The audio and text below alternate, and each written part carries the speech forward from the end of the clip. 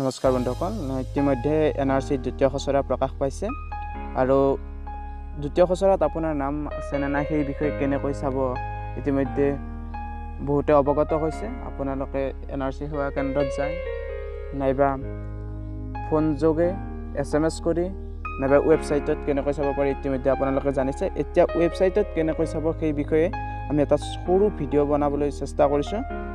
আহক আমি ভিডিঅ'টোলৈ আগবাঢ়ো।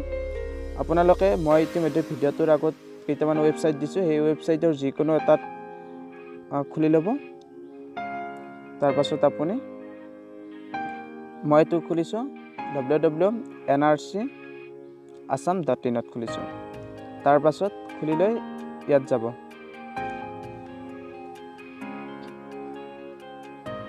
ইয়াত যায়, ইয়াত আহিছে কেনেকৈ আপোনালোকে চাব NRC Assam final draft here's how to check at NRC।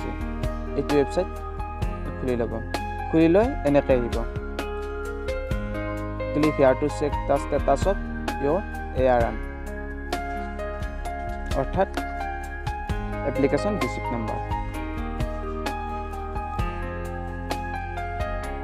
এনেকৈ আহিব, enter ARN application receipt number. ইয়াত আপোনালোকৰ ARN নাম্বাৰটো মাৰি দিব। মই মোৰ পৰিয়ালৰ নাম্বাৰটো দিছোঁ 18323022166।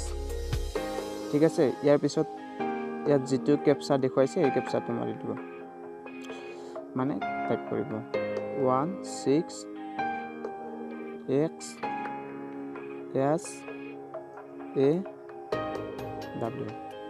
ইয়াৰ পিছত চাৰ্চ কৰিব। চাওক ইয়াত দেখুৱাইছে